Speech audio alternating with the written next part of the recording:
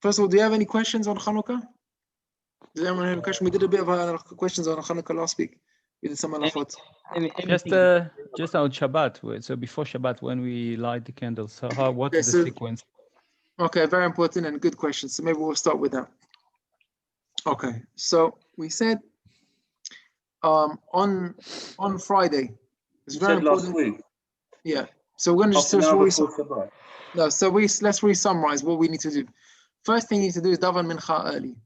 It's not like a regular Shabbat. Regular Shabbat, you get dressed, you shower, you go to synagogue, you daven mincha. Now, wait, come back, kiddush. No.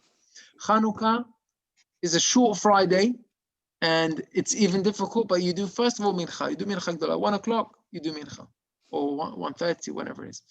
You do mincha early. Then you get ready for Shabbat. Then half an hour before Shabbat, you set up your menorah. First, you light Chanukah.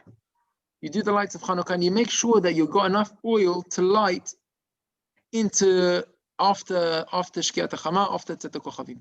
That's what you want to make sure you're doing. After Tzet HaKochavim for another half an hour.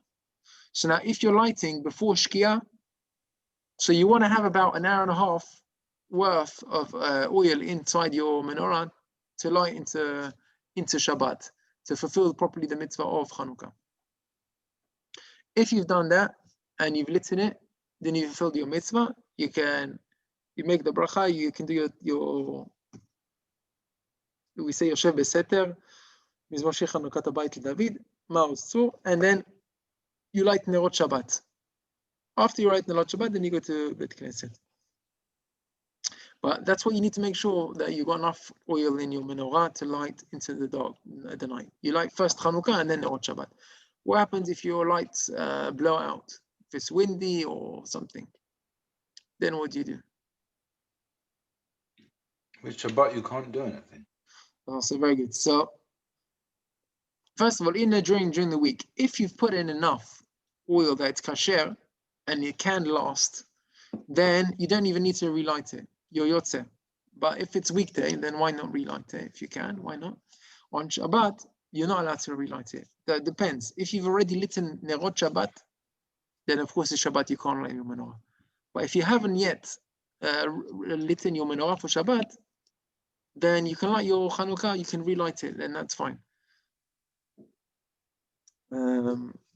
Okay, so what about in Bet Knesset? We said if you have a Bet Knesset, or if you have any family gathering, some people have bar mitzvot, some people have askara, stam family party. Whenever you have a family gathering, you should put a light in the menorah, and you make the bracha of Sha'asal and Nisim, and Ladik Ner Chanukah. We said Ladik Ner Chanukah is two different minagim. According to Rabbi Ovadia ben Ishchai, say Ladik Ner Chanukah. Minag Morocco is Ladik Ner Shel Chanukah. I think also the Ashkenazim also say that as well. What about Motzei Shabbat? Motzei Shabbat is the opposite.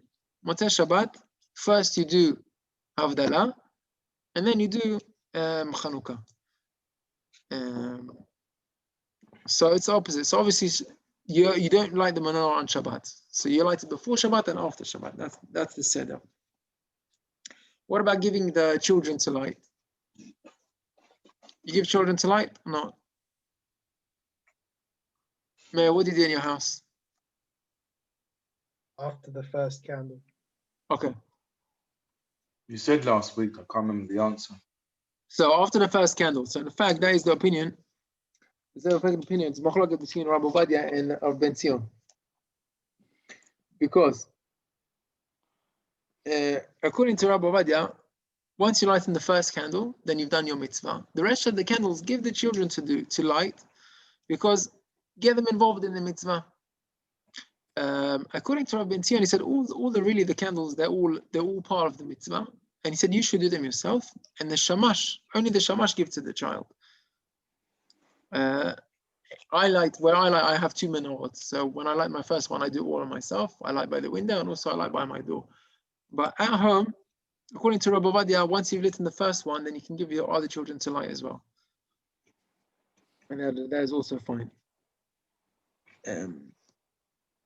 Okay, maybe remember we in Birkat Hamazon we add in Al Nisim, and in Amidah we also add in Al Nisim. If you forget Al Nisim, what do you do? And you said earlier there's something else you can He say. said, So, depends. Yeah, go on, Yaakov. no. So he said if you forget it, then you don't go back. You don't go back in Amidah and you don't go back in Birkat Hamazon. In Birkat Hamazon, you can add in Ar-Rahman. If you have a Siddur, you can add in Ar-Rahman. But you just remember, after you say Modim Anachnu Lach or Nodeh Lecha, you add in also Ala Nisim because you thank Hashem also for the miracles.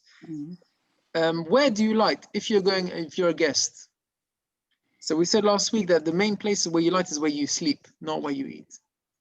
So even if you're going out for a dinner, when you come back at night, you light at home. The best is to really light before you go out, because you're not allowed to eat or to even study Torah before you light Hadlakat Nerot. So when lighting finishes at 5 o'clock, so you should be going home and lighting your menorah. And if you're in the middle of Shiur Torah, or if you're in the middle of working or middle of eating, it's not time for eating. Now it's time for lighting the menorah. Now that is the best time to light.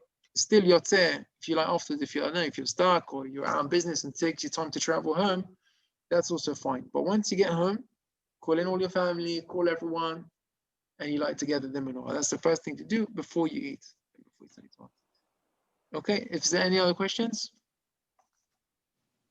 If for some reason you are late, is it better to tell the people in the house to light without you, or better that everyone wait? So a very interesting question. Thank you for asking that, Mir. I've seen different opinions. Okay, and this is one of the things about Chanukah. Whatever you do, it's good. So it's more than an you can make a shliach. Okay, if it's going to happen, let's say one time, and you always light on time, so you make a shliach, you tell them to light for you. However, I saw down even Gedolei Israel that the wives, they didn't want to light. Even Rabbi Vadia, I think his wife, she didn't want to light on her own. She said, I want you to light. I'm waiting for you. When you light, I'm on light. That's fine. He came home, he gave his Shiur Torah, whatever. He comes home and he was Shiur Torah da Rabim, and he came home and he lit together with his wife. So you can do that. If you're going to be late, your wife can wait for you, and when you come home, then you light together. I hope you all enjoyed the share. I want to wish you all a Chanukah Sameach and Shabbat Shalom. Thank you for joining us. Thank you, Yosef, for joining us. Thank you, Yaakov. Thank you, Paul. Thank you. Thank you, Gilad.